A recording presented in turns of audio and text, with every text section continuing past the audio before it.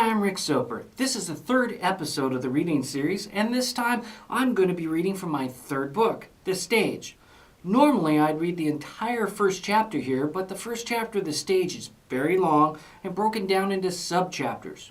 When I wrote it, I was thinking about a movie scene that cuts back and forth between characters as it goes through a sequence that completes a total arc. Right now, I'm just going to read the first few sub-chapters just to kind of give you a taste of where it's going. As I'm reading, and it hits those breaks between the sub-chapters, I'll say, cut to the next scene, so you know where the breaks are and you can follow along. And now, here's The Stage. Fox News field reporter Misty Payton was shaking as she stepped out of the news van. She couldn't help it. Visions of blood spraying out, dripping down, and pooling on the ground after Henry Silvera, her cameraman, had been gunned down the night before, wouldn't quit running through her head. But the shooting had thrown her into the national spotlight, and out of the tragedy, she might find the opportunity she'd been waiting for. It helped that Henry was okay in the hospital. It had only been a flesh wound, but still, it had been horrifying to see, and she was having a hell of a time trying to get past it. She needed to play her cards right, because if she did, and she found the right way to leverage the exposure, it could be her golden chance to jump from local field reporter to a national studio anchor. Still, even with all the possibilities in the world in front of her, she couldn't stop quivering as she thought about the screaming sound the bullet had made as it whistled through the air right next to her head in that brief moment before it slammed into Henry's shoulder in an explosion of blood and gore. Ben Chase looked at her and frowned as he said, "You need to calm down." Ben was one of the network's top field cameramen who had a lot of experience working in war zones, so the network had sent him to be her new cameraman while Henry was still in the hospital. But she had to wonder if he was also there to keep an eye on her. "I'll be okay," she said, trying to sound confident. He grinned and pointed at her hands. "That shaking's going to show up in the shot." "I'm fine," she said angrily, not sure if she was upset with him so much as she was with herself. She knew she had to get herself under control, but there had been so much blood. Cut to the next scene. FBI agent John Stevens looked down at the bodies on the ground next to the tricked-out cars of the Asian gangsters. The doors were open on the cars. Cell phones and broken beer bottles were on the ground next to the body. From the looks of the way they were positioned, the gangsters were in the process of starting to party and had no idea they were in danger until the first man went down. Even then, they never had a chance to react to the shots that killed them, and that wasn't good. Then he looked up in the direction the bullets had come from and understood that was even worse. Monterey County Sheriff Ken Dalton's face scrunched up into a pained look as he sighed, "Damn, I don't like that look." "You shouldn't," Stevens said as he stood up. The two of them had been working together for just long enough that Dalton was starting to read his moods and guess when he had something to say. Stevens looked up and raised a finger to point at the nearby high building. That's the only place the shot could have been fired from. The realization of what that implied spread over Dalton's face. "Oh crap, what's that, 800 yards? "Yeah, and there's not a lot of people who can make that a shot like that." Stevens nodded towards the bodies. "And these guys didn't even have time to react. Which means our shooter isn't just accurate, he's also quick."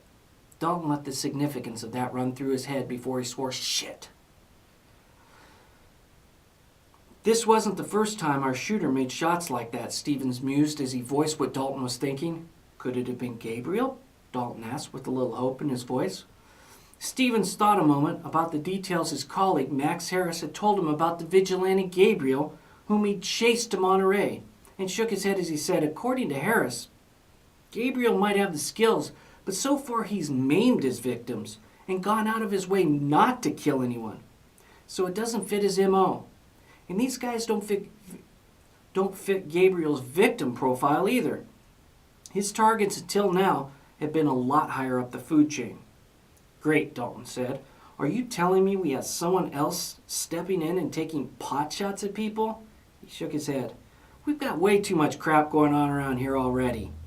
Stevens rubbed his hand across his face, over the back of his neck, thinking for a moment before he spoke his thoughts. Not necessarily. Gabriel is out, but this could be the same men who took out Brooke, Raven, and Hecker. Remember the sniper boots they were wearing when they took Raven? Okay, you implied those guys were pros, but that doesn't make any sense. Why would they go after these guys? They don't have anything to do with the Six, Dalton questioned, his voice filled with the frustration that was written all over his face. Stevens sighed as he continued to rub his neck and look up at the building where the shots had come from, before he finally admitted, I don't know. Cut to the next scene.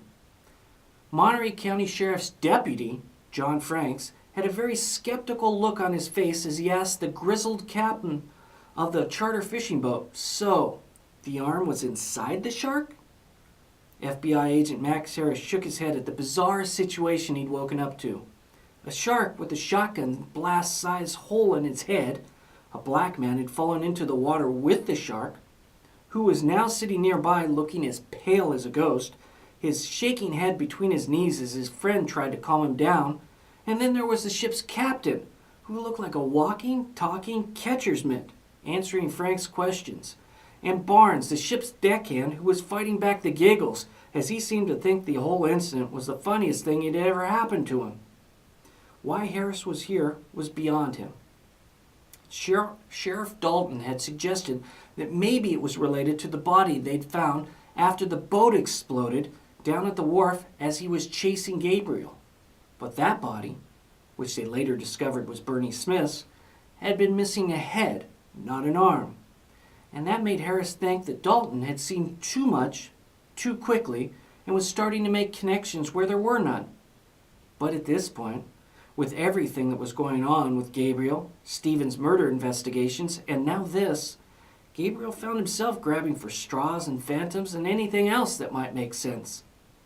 The captain nodded down at the arm that was laying palm up on the ground in front of him, still partially wrapped in black plastic.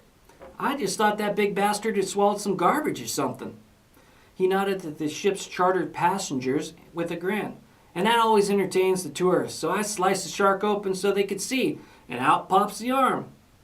And you shot the shark? Franks asked, glancing down at his notes. The captain shrugged. Well, it was either that or let him eat that guy. The captain pointed at the black man, who looked up at him with wide eyes and then bent down again and went through the motions of throwing up, even though there was next to nothing in his stomach. Okay then, Franks turned towards Harris and shrugged. What are you thinking? Harris questioned. Well, Frank started, as crazy as it sounds, we might have caught a break. He pointed down at the hand and nudged it with the toe of his boot. I think I recognize that ring.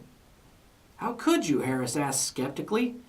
Frank shook his head. Because it's Frank Cooper's wedding ring. Frank Cooper. The name sounded familiar, but with all that had gone on in the last few days, Harris was having a hard time placing it. He's one of the Six, Franks explained as he continued to move the arm with his foot. Harris looked down at the arm as if seeing it for the first time. The Six were a group of local, powerful businessmen who had vanished without a trace a few nights before. Jesus, Harris said, as the ramifications of what that meant ran through his head.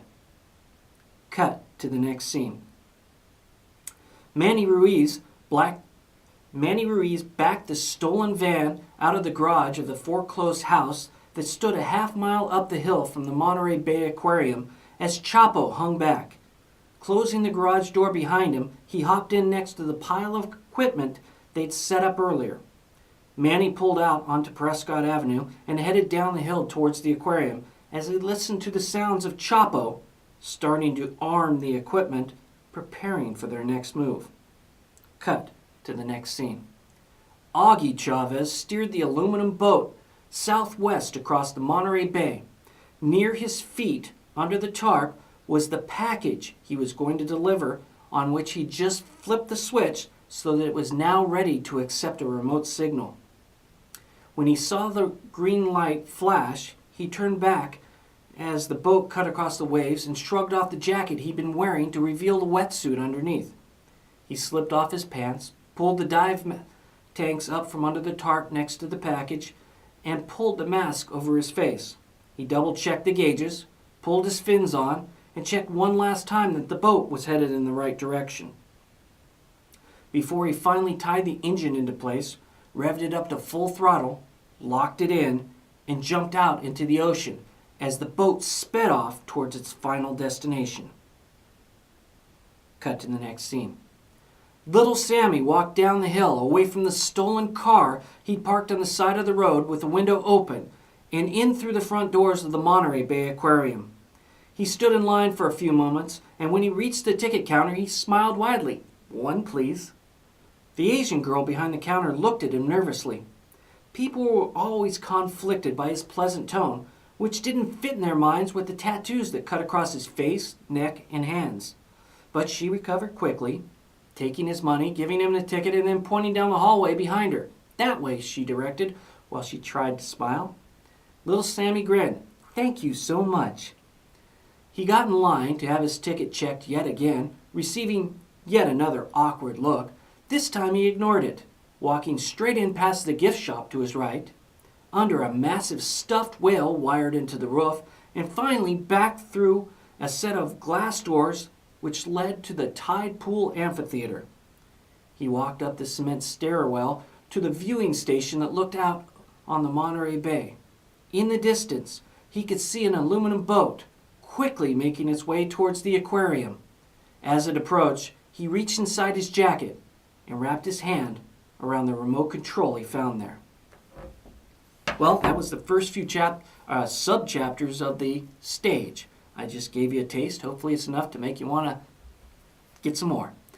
There'll be more books in the reading series coming soon. Until then, I'm Rick Soper, and thank you for watching.